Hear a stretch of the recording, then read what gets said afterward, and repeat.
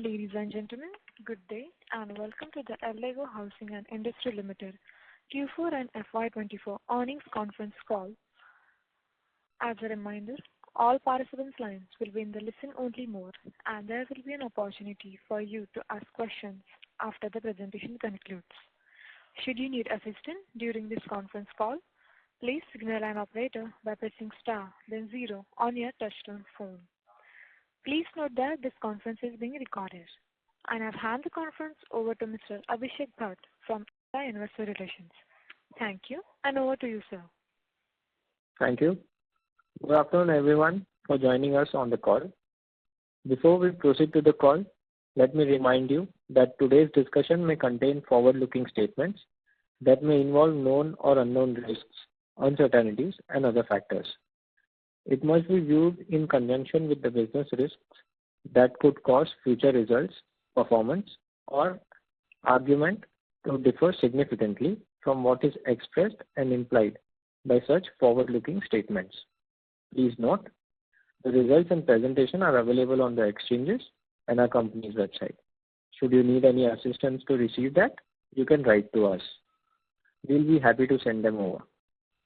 Today we have on the call Senior Management of Eldeco Housing and Industries Limited, which is represented by Mr. Pankaj Bajaj, Chairman and Managing Director, Mr. Manish Jaiswal, Group CEO, Mr. Sanjay Agarwal, Group President, Accounts and Taxation. We'll begin with the highlights of the quarter, followed by Q&A. Now, I would like to hand over the call to Mr. Pankaj Bajaj for his opening remarks. Over to you, sir. Thank you, Abhishek. Good afternoon, everyone. Happy to have you all at our earnings call for Q4 and FY24 to discuss the company's performance. So the residential real estate sector in Lucknow remains robust with a clear shift towards premium properties and a market consolidation that favors larger and well-known developers. These trends are gaining traction in the city, mirroring broader industry movements. FY24 has been a standout year for our company with significant milestones achieved. During the year, we have reported all-time high area booked, land acquisition and booking value, reaching the highest levels in our history. This performance reflects our company's growing strength in the market and is a result of years of consistent work. Now, moving on to operational highlights for the period under review, I would like to highlight the stellar growth we have achieved during Q4 and FY24. During the quarter, our construction payments have seen a growth rising to 34.7 crores from 22.9 crores in the Q4 of FY23. It is the area booked which has experienced a remarkable surge, rising from approximately 50,000 square feet in Q4 23 to an all-time high of 4.6 lakh square feet approximately in Q4 24. This growth is primarily due to the successful sale of 275 units in Imperial Phase 2. We were in fact able to sell out almost the entire inventory at Imperial 2 within a couple of weeks of launch. The booking value for the quarter was also at an all-time high of about rupees 250 crores compared to rupees 25 crores in Q4 FY23. This was again largely driven by the successful launch of Imperial Phase 2. On an annual basis, our construction expenditure stood at rupees 97 crores with an year-over-year growth of 12%. The area booked for the year was 7.8 lakh square feet approximately with a value of rupees 388 crores. Both the numbers are the highest in the company's history. Another area where we had a good year was land acquisition. We acquired approximately 61 acres of land across 3 different sites in Lucknow, where we continue to aggregate more land. We anticipate launching at least 2 of these projects in the fiscal year 24-25. Moreover, we are preparing for the debut of our luxury development, Eldeco Trinity, which will be launched in the first quarter of FY25. With these upcoming projects, we aim to meet or surpass the historic sales figures set in FY24. Moving on to our financial performance, the consolidated revenue from operations was rupees 49.2 crores in Q4 FY24 compared with rupees 38.7 crores in Q4 FY23. During the financial year 24, the revenue stood at rupees 112.7 crores compared to rupees 129.1 crores in FY23. The company's consolidated profit after tax stood at rupees 11.7 crores in Q4 FY24 as compared to 14.9 crores in Q4 FY23. During the financial year 24, the PAT, profit after tax, was rupees 33.9 crores compared to rupees 44.4 crores in FY23. Additionally, for the financial year 24, the board has recommended a final dividend of rupees 8 per equity share, which is the same as last year. With this, I would like to open the floor for questions if there are any. Thank you. Thank you very much. We will now begin the question and answer session. Anyone who wishes to ask a question may press star and 1 on their touchtone telephone. If you wish to remove yourself from the question queue, you may press star and 2. Participants are requested to use handsets while asking a question. Ladies and gentlemen, we will wait for a moment while the question queue assembles.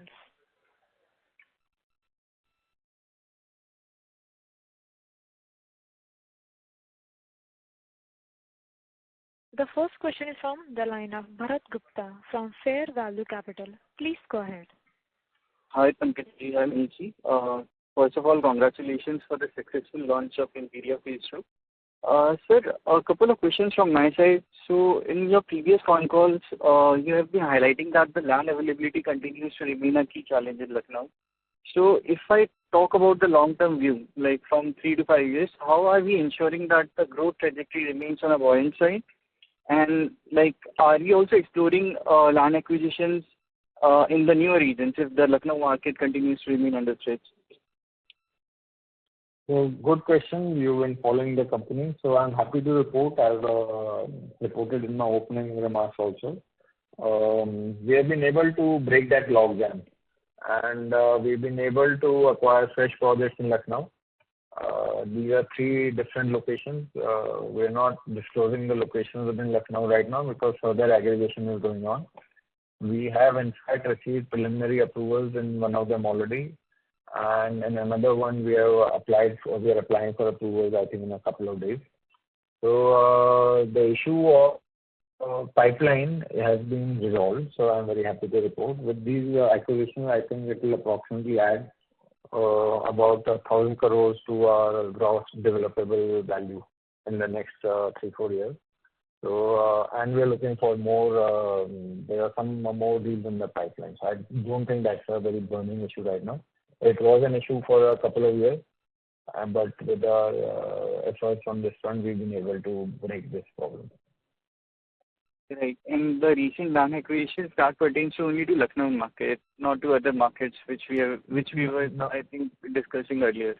Yeah, because we were not able to get our hands on proper developable land parcels, but we have finally been able to do that. So at the moment, we are focusing on Lucknow because we think that being the capital of the most populous state and undergoing a significant infrastructure transformation, Lucknow is well poised to be the next city which makes the transformation to a big urban space, just like Pune and Bangalore. So we don't want to get distracted right now when we are going deeper into Lucknow at the moment. Right, sir.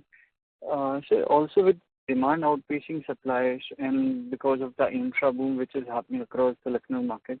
So in terms of the industry side, so if you look about what kind of inventory levels can the industry surface based on the current demand trends, and what kind of a demand supply mismatch is there in the Lucknow market as of now? I don't have exact numbers on the demand side because nobody has those numbers. A lot of demand in real estate tends to be latent. It tends to be hidden. So it surfaces only if you give them a good product, otherwise it will remain hidden for a long time.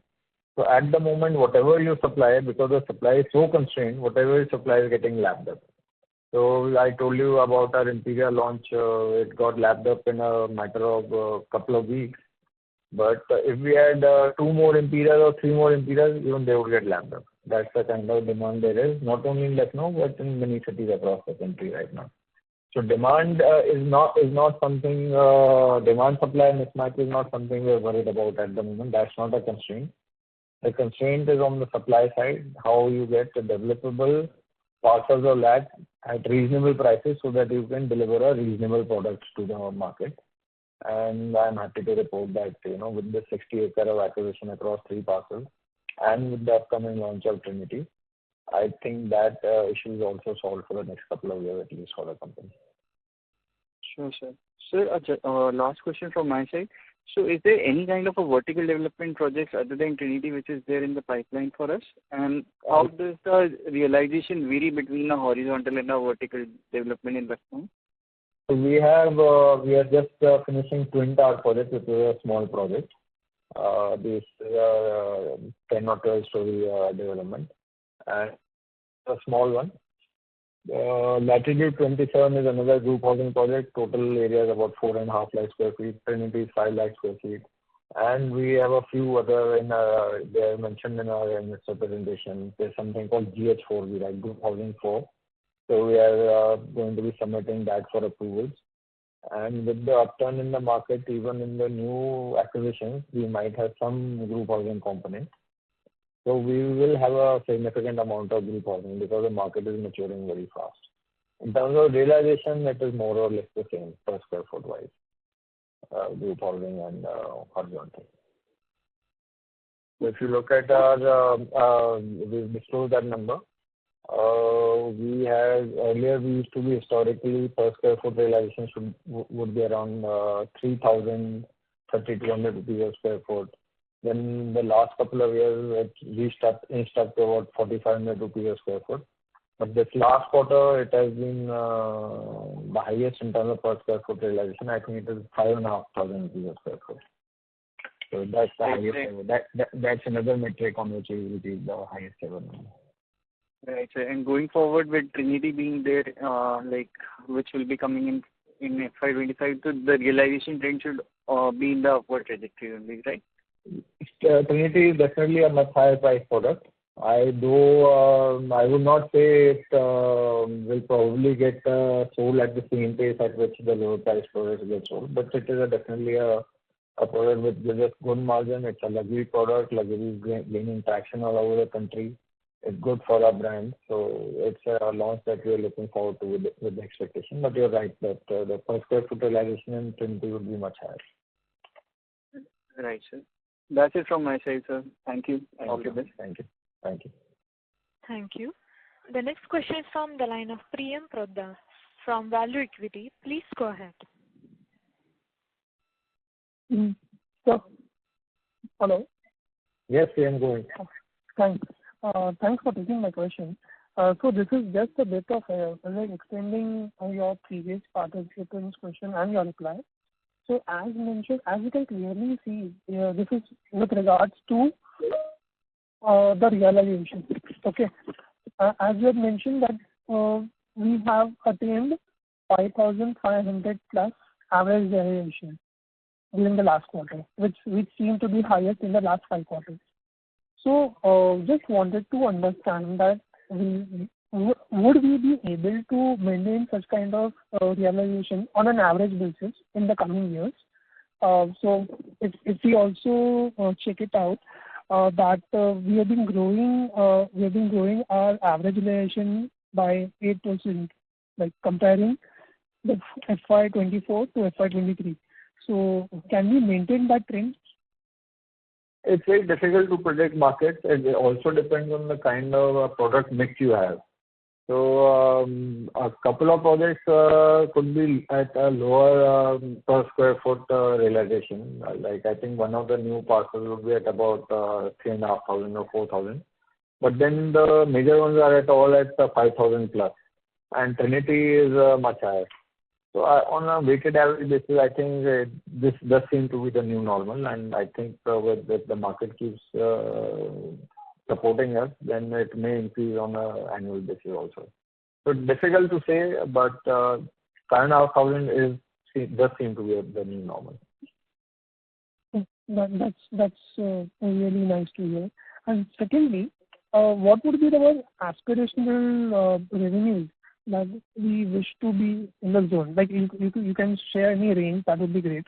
But any aspirational top line that you are garnering for, that you are targeting for FY25-26? I'm always very conservative in giving guidance. So last year also I didn't put a number to it except saying that it would be much better than the previous year. And here in my opening remarks, I concluded by saying that I would like to, the historic numbers that we achieved last year, we would definitely want to surpass that this year. Beyond that, it all depends on when we get the approvals, when we are able to launch the project. So, for example, if the 3 new acquisitions we have made, if they all hit the launch phase within this financial year, then definitely we are going to increase our booking number this year. But approvals do take time, and that's why I was slightly conservative, and I said that I hope to launch at least 2 of these 3. And with 2 of these 3, along with Trinity and Latitude 27, I think we should be able to surpass the numbers achieved last year. And again, I hope this is a new normal for the company. So 388 crores is the highest ever number. Earlier, our highest was 250. So I don't want to go below what we have already achieved. This is a high water mark, and we should only increase from it. And we have the number of projects to be able to do it. Whether we will be able to do it this year, FY25, we hope we quickly get the approvals. It does take time, but if we are able to get approvals by, say, Diwali, then our number will be much higher this year. So I'll have more clarity in the next phone call.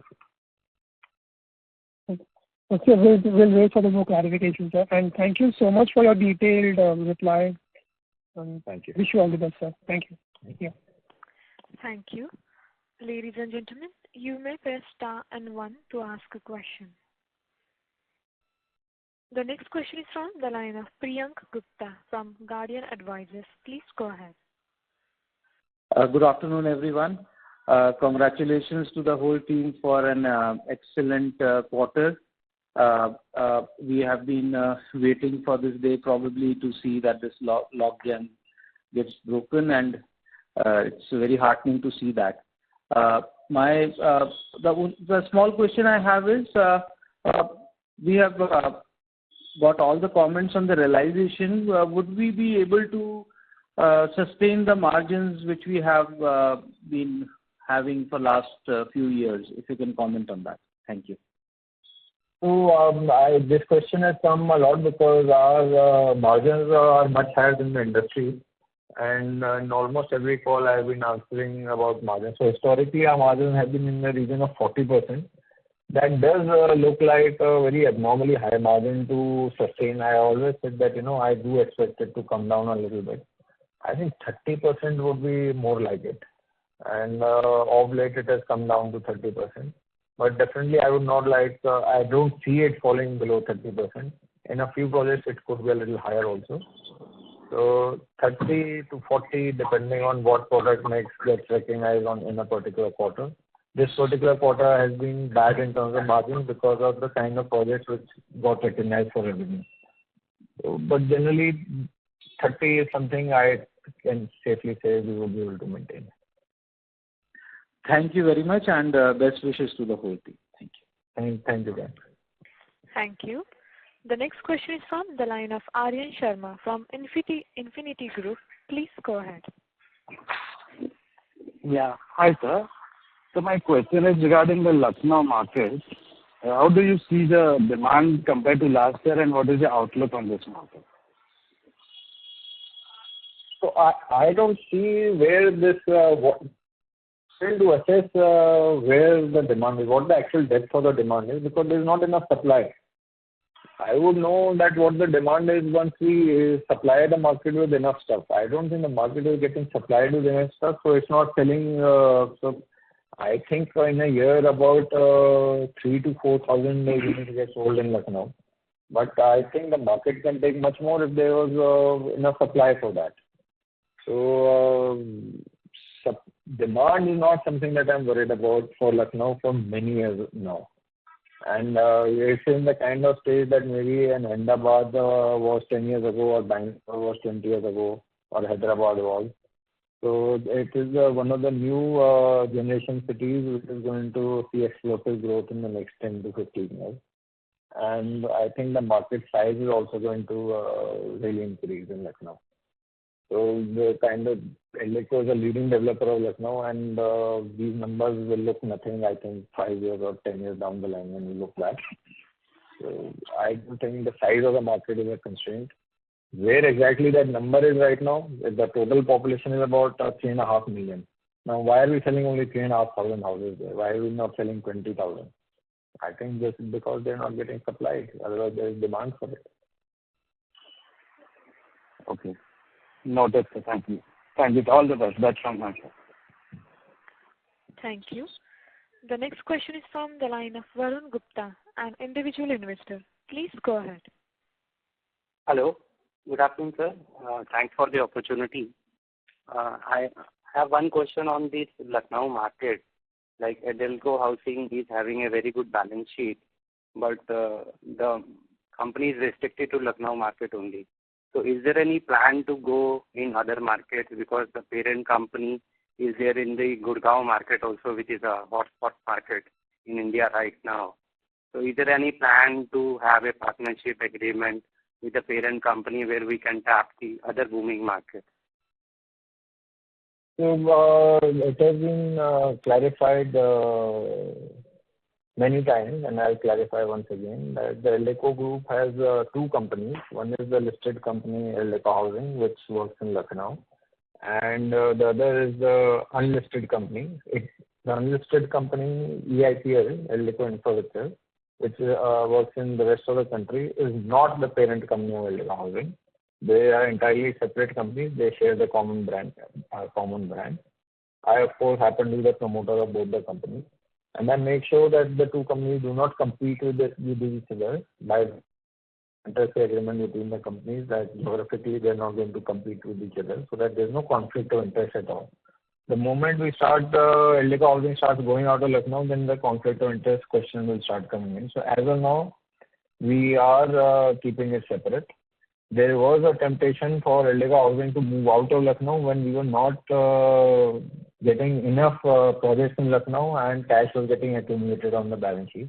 But as I said, that in the last year we've been able to solve that problem and tie up more projects in Lucknow, and there are even more projects in the pipeline. So that issue is solved for the moment. But at the same time, I have maintained that being restricted in Lucknow at the moment, Eldeco Housing, we should not, the company should not suffer for that. So if it is not getting enough opportunity, that's a discussion that we can have. But at the moment, it's not a relevant discussion because the pipeline is very strong in Lucknow for the next year or 2 years. But when the time comes, unless it is necessitated, we will look at going out. But of course, we'll have to have some kind of arrangement with the sister company whenever that happens. My question is like in Lucknow, the average realization price is 5,500.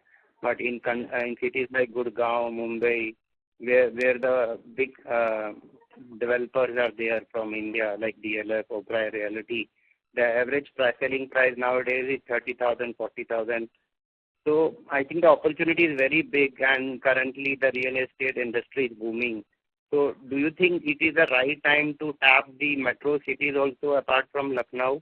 Because Lucknow, I know, you have explained it's an untapped market. There is a lot of opportunity. But if you see the balance sheet strength of the Eldeco Housing, the leverage is just hardly any leverage in the balance sheet. So we can basically use this opportunity, and we can use this time currently where the real estate industry is booming and there is a demand in metro cities and also in smaller cities. So that's why I just want to highlight. Thank you. Your point is taken. I think I already answered the question. Thank you. Okay, sir. Thank you. Thanks for your answer. Thank you. Ladies and gentlemen, you may press star and 1 to ask a question. The next question is from the line of Rohit, an individual investor. Please go ahead. So thank you for the opportunity and phenomenal set of numbers. And I've been invested for a while now, and I'm also quite optimistic about the prospects of the company in Lucknow. So my question is a little different. So, I am curious to know, so you have a sister entity which is quite larger, and you have this entity focused on Lucknow. So, what was the rationale for listing this entity? Because it looks like we are pretty self-funded, given the strength of the brand and in the city in particular, and the balance sheet is super strong. So, what is the rationale for us remaining listed? And I'm just curious to know your thoughts on a more long-term strategic basis for this company in particular. Your line is not clear, Rohit. You'll have to either repeat it and keep it short. I couldn't get much of your question. Sure. So my question is, what was the historic rationale for the company to be listed? Particularly given it doesn't look like we have much capital requirements. So the long-term strategic intent for you with relation to this company, given you have a larger company, a sister company. Well, I have a confession to make. There was hardly any strategic intent when it went public in 1985. So I don't think anybody saw 40 years into the future. And the company went public in 1985 and it raised a grand total of rupees 50 lakh rupees. Right? And then there was a rights issue in 1989, it raised another 50 lakh rupees. So that 1 crore market raise has now risen to 1,000 crore. I think shareholders should be and would be happy with that, coupled with the fact that it has not skipped the dividend in 40 years. So I think as far as market friendliness goes, we've done great. But the fact remains that yes, it has been self-contained and has not raised a lot of external capital over the years. But we are now growing the company. For the first time, we have taken some loan last year and we deployed it for these new land acquisitions which we have disclosed. We had taken the loans earlier and that question had come, why are you taking loans now? And we said that we are doing it for fresh land acquisition, which we have disclosed now. So, yes, in 1985, we did not realize, I'm sure that management then would not have realized that, you will be questioned 40 years later why you listed. But now that we are listed, we are trying to run it as shareholder-friendly a manner as possible. We've always given dividends, we've given bonus issues, we are trying to be transparent with how we run it. There has been historically an unlisted company which has worked outside Lucknow and the listed company works in Lucknow. They do not tread on each other's path and it is very clear. It is not that it's off late something has happened. It is very clear. All shareholders of Eldeco know that the company works in Lucknow and there is growth opportunities in Lucknow. Though we have, in the interest of our shareholders and in the interest of the company, we have always said that if being in Lucknow becomes a constraint for the company, we will have a discussion with the unlisted company to tap opportunities outside. But that situation is not there today. As I said, that we have so much pipeline at the moment in Eldeco Housing that if we just execute that over the next 4 or 5 years, we are going to beat a record every year. That's the kind of pipeline we have at the moment. No. This is super helpful to hear. I was not aware of the 40-year history, and it's very, very helpful to hear your, the history that you've shared. I don't have any doubts. I've always enjoyed your calls because your capital allocation and counter-cyclical approach is refreshing to see in an industry like this. It was just purely my curiosity to hear your thoughts because, it's strange to see what you see right now, and I wanted to hear your thoughts on taking this company private also. How do you think about that? In fact, it has been suggested a number of times to just delist the company and take it private. But we feel why deprive shareholders of this growth that they've been loyal with us. Many people I am told have been held the shares for 30 years. And it's almost like they treat, and they have bought the share at 10 rupees. And today the share is at, I think it's at 1,000 rupees or something. And that's after a 1:4:5 split. So practically it's a 5,000 rupee share. 10 rupees historically he bought the share at 10 rupees. He's getting 8 rupees dividend. He's nearly a thing and a So a lot of people, they come to me, the shareholders come to me, they have never delisted. This is our family. So I feel that, but if it makes sense for everybody, we will look at that also. But right now, these are things which we have parked on the side. At the moment, we are just focused on capitalizing on this historic opportunity that is there in India of urbanization. And within that historic opportunity, there is an even bigger opportunity in UP. And within UP, the focus is on Lucknow. I think it's a once-in-a-lifetime thing. Let our shareholders who've been part of our family enjoy this growth with us. If the time comes to change the capital structure of the company, change it, go somewhere else, at the moment, there is no compelling reason to do it, and we should not do something just for the sake of doing it. So that's how I look at it. Perfect. And the last question from my end is, you've talked about, it's a once-in-a-lifetime opportunity and how, companies, by design or by luck, perfectly positioned in Lucknow. So is there anything you see as a potential risk or something that could prevent us from meeting the potential that is present right now? That risk is always there in the real estate industry. I would not beat around the bush. This is a risky industry. That's why it gets the kind of returns it gets sometimes. That's why our cost of funding is high. It's perceived to be a risky industry. There can always be an unforeseen legal or statutory trouble in one of the projects.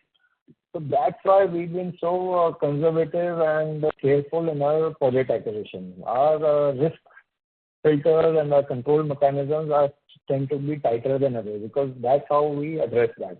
We don't want to take unnecessary risks in terms of title, in terms of approvals. We don't want to be hard and fast with compliances. So we take care of all of that. That is one risk I look. I don't look at right now. Demand does not seem to be a risk. Going down because the kind of products we are making, we're not making products for like 20 crores in Lucknow. Our ticket size is only 1.5 crores, which is quite reasonable, and it is a lot of demand there. So demand is not an issue. We have a well-oiled execution machinery. We have a good ecosystem of contractors, suppliers, vendors. That is not an issue. The only thing is that, if, and there's nothing on the horizon by the way, but if, one of the projects were to face some legal trouble, some government issue, from a retrofit to this. Now, that's a general real estate development risk which happens in India all the time. So that's the only risk, and we have to be careful about it. So that's why we are always very compliance-oriented. And that can happen with any country which is into real estate development in India.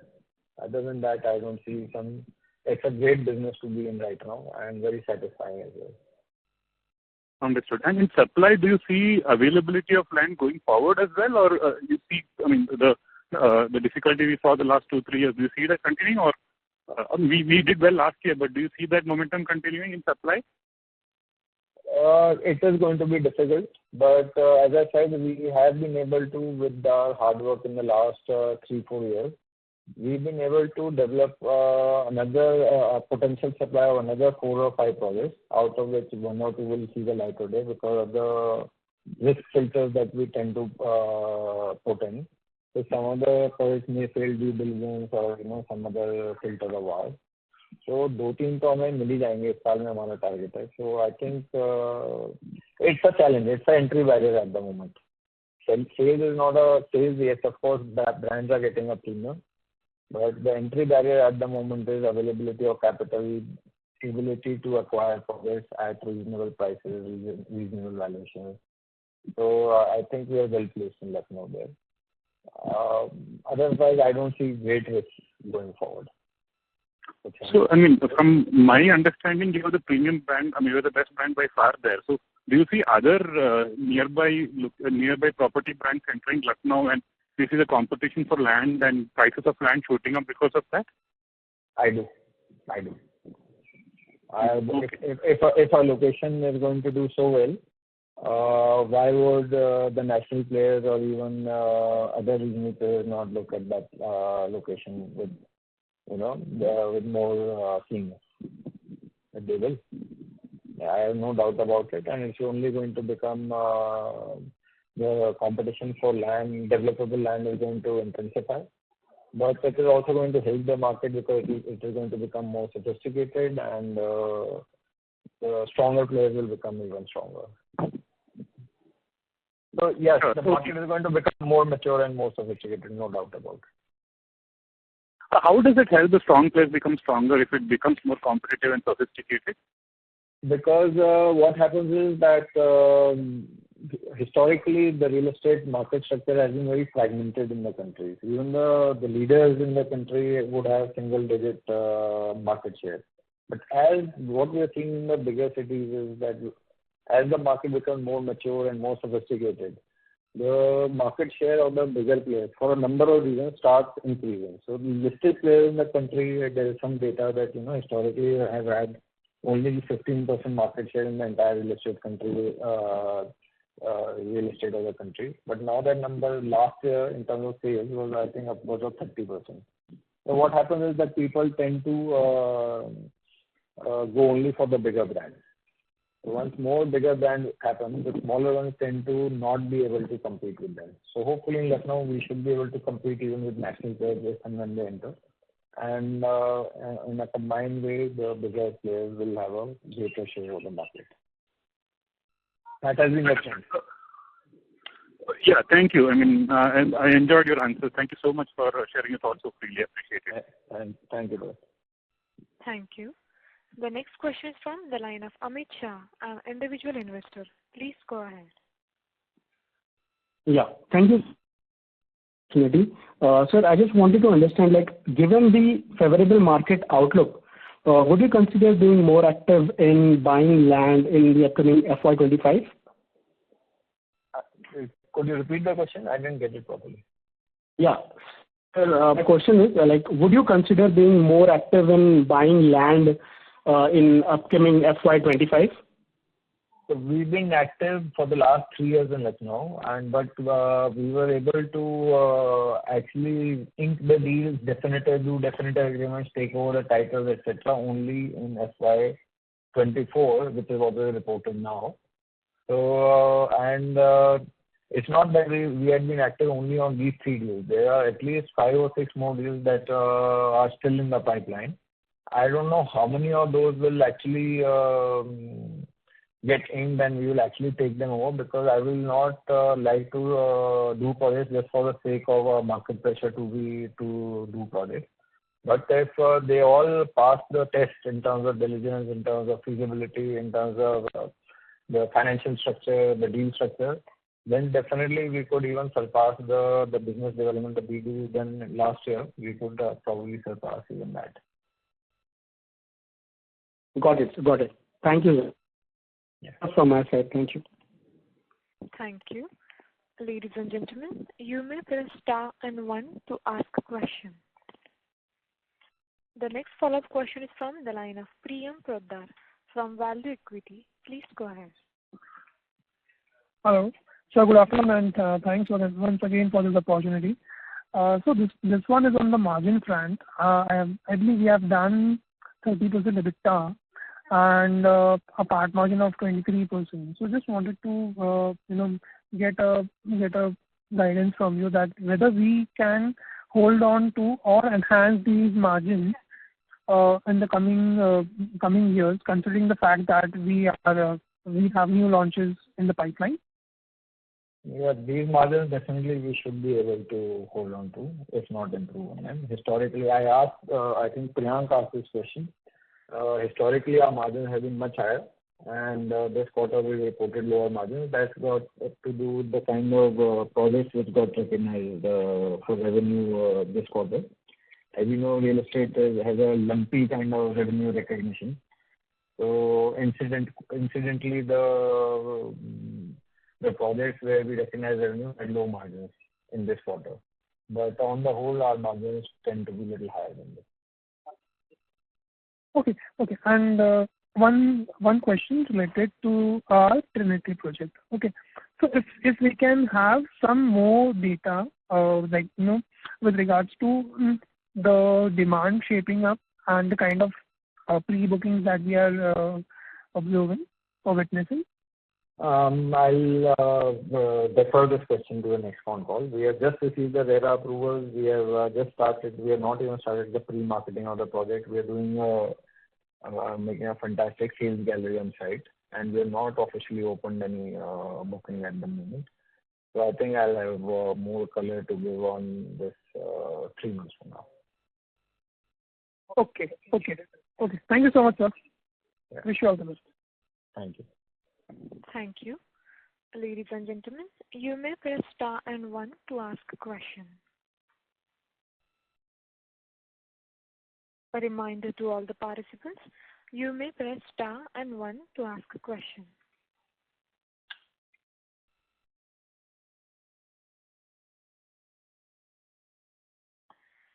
The next question is from the line of Varun Gupta, an individual investor. Please go ahead. Thanks for the opportunity again, sir. Sir, as you said, like the company is rewarding the shareholders from last 40 years. So is there any plan to have a bonus share also, because the company is making good profits and the equity is also very small, just to improve the liquidity of the shares? We just gave a bonus couple of years ago, I think. I'm holding from last 3 years, so I got this split. But I think the bonus is not there. Okay. No, right now there's Maybe no plan about bonus.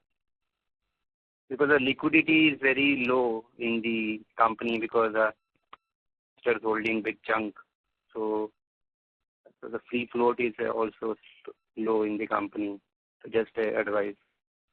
It will remain the same, no? In terms of market cap, the free float will remain the same. But the number of shares, since the ticket price is 1,000 rupees and the number of shares are also 1,000 rupees is nothing, no? The free float available for you to purchase will remain the same, irrespective of the number of shares.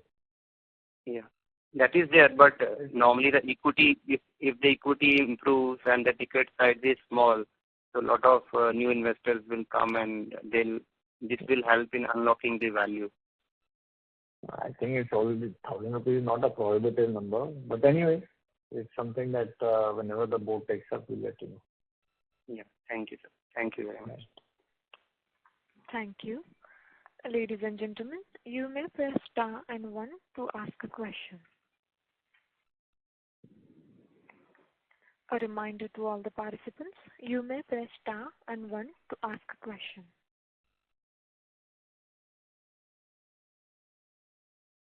As there are no further questions, I would now like to hand the conference over to Mr. Pankaj Bajaj for closing comments. Well, thank you all. It was quite nice to see the interest that all of you have in the company. And I look forward to speaking with you next time. And I hope we keep presenting good numbers to you. Thank you. Thank you. On behalf of Eldeco Housing and Industry Limited, that concludes this conference. Thank you for joining us, and you may now disconnect your lines. Thank you.